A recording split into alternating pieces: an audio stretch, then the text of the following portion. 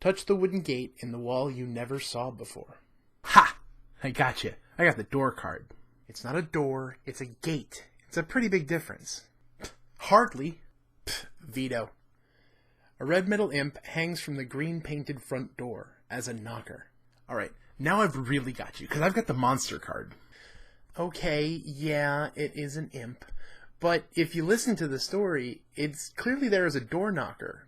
Therefore, not a monster. Semantics. Veto. Now, for crying out loud, will you let me finish the book? Ha! Oh, well, fair enough.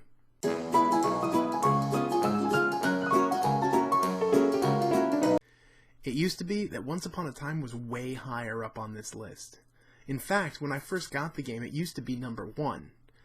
See, it's really interesting. It's a storytelling game, and as a storyteller myself, I was immediately drawn to it. It's set in this fairy tale kind of situation where it has all the different stuff that makes up fairy tales. It's just a deck of cards, and each thing on it has, the basic bits of storytelling. It's people, places, things, actions, all the stuff that makes up story.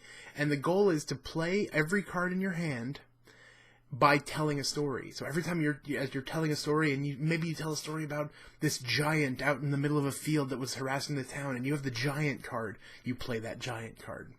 And the goal is to continue telling that story until you've played every card in your hand, and you successfully bring that story to an end line card. Each player has their own ending that they're working towards. All the while, anytime you mention something that is on somebody else's card, they have the ability to steal the story from you. They become the narrator. They take your characters towards the end line that they're holding. This game, when played right, is amazing. There are times that I've played this game years ago that I'm still talking about right now because it provides creepy moments and hilarious moments and some of my favorite aspects of gaming right here. But there's another way to play this game. Alright, I get this game. I got this. I'm gonna win this. Watch. See, there was this ugly horse, and see, she used to hang out by the wall that was right outside the palace. And every day, these god used to come by, and one day the god turned into a dragon, and she knew that her visitor was a monster all along. I'm the last person to sit on an ivory tower and tell people how to have fun with a game. But I hate that guy. See, that attitude ruins this game. So if you're the type of gamer that the first question you ask immediately is, how do I win? Do not ever play Once Upon a Time. Because if your goal is just to win and you plod through each card without necessarily making the connections, without making it interesting, without having the connections that make the story worth telling, it is dull as dishwater, and that's why it is down at number 7, because I've played with a lot of those people. But I've also played another way. And whenever I talk about Once Upon a Time, there's a story that I tell. When I was in seminary, I had just picked up this game and I was very excited about it. So I gathered about, I think there was like 6 or 7 of us, and we started playing Once Upon a Time. Now, my buddy Wesley and I were especially fond of fairy tales and especially fond of storytelling. And we're a bunch of blowhards who ended up going into Ministries, so we knew how to talk. And before we knew it, we had dominated this game. And for about 15 minutes of the 20 minutes we had been playing, Wes and I went back and forth and back and forth. I stole from him, he stole from me, and we kept going back and forth. Every time we had to pick up a new card, but we kept at it. And one time when I stole it from Wes, after there were all these people still at the table who had never said a word, I said, before I move forward, I really want to apologize. A lot of you guys, this is like your first game ever, and I couldn't even finish my sentence before one of the people at the table said, shut up and get back to the story. We don't care. See, that's what is awesome about Once Upon a Time. And Once Upon a Time is a great game, especially in the InnRoads context, because I actually brought this on a youth retreat. And this right here is my example of how games can be infectious. because I brought my deck of Once Upon a Time to a youth retreat. It was all high school kids. And I said, hey, let's play a game. It doesn't take much. It's just a deck of cards. Let's play. After that weekend, 7 different kids came up to me telling me about how they had bought their own set of cards.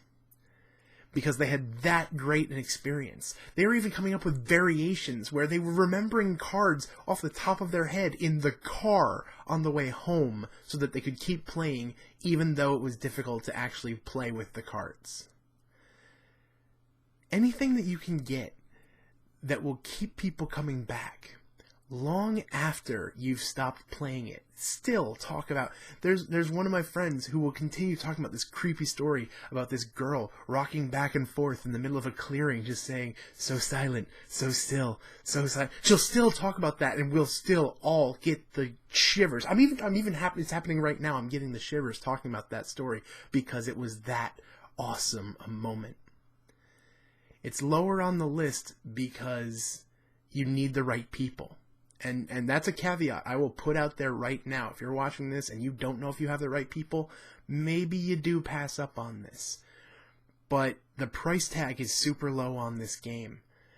And the potential for awesome is mind-blowing. So if you even think that it might be possible for you to get a group of people together to play this game in the manner it was designed to be played, definitely check this game out.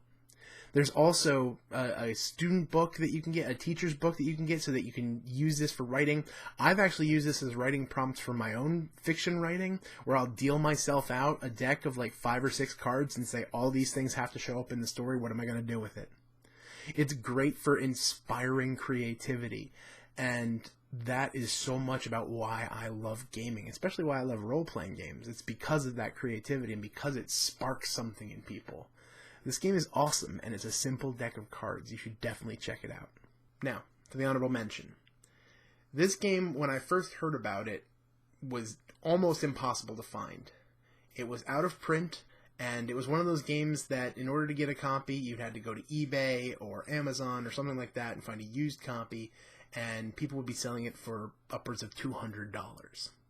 It's since seen a reprint, and that has taken it from the, oh my goodness, I can never find this game ever kind of list to my, I need to get this and add it to my collection list. It's called Tales of the Arabian Nights.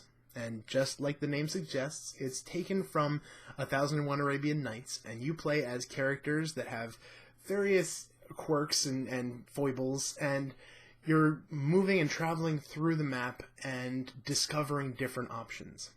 And it all is in this book that comes with the game.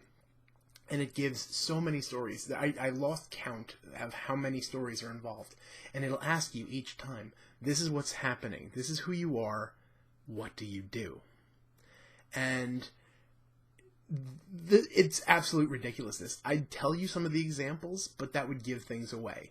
And granted, I still say there's a huge amount of replay in this because the book is thick. There's so many different options. There's so many different choices to make each time you do it. And it gives you that awesome moment of wondering what to do. And then, everyone else gets that moment when you do the wrong thing and you end up, some lion's dinner or something. You have that moment of, oh, well, duh, you totally should have done that one thing. I'll totally steal that from the guys at Shut Up and Sit Down who pointed that out in their review of this game. That moment, that schadenfreude of, well, duh, of course you picked the wrong one. You should have done that. That alone is worth it. And there's this absolute ridiculousness and the options that come together from this bit of weird choose-your-own-adventure-like storytelling. Man, this game is well worth a look. You should definitely check it out. It is available now. And definitely think about adding this one to your collection. Alright guys, thanks for watching the video for number 7 on my top 10 list. I'll tell you I'll catch you next time for number 6, but, well, number 6, the first game of what will be many from Plaid Hat, is a little game called Spectre Ops, where you're playing as spies. So, I'll catch you next time. Maybe. See you later, guys.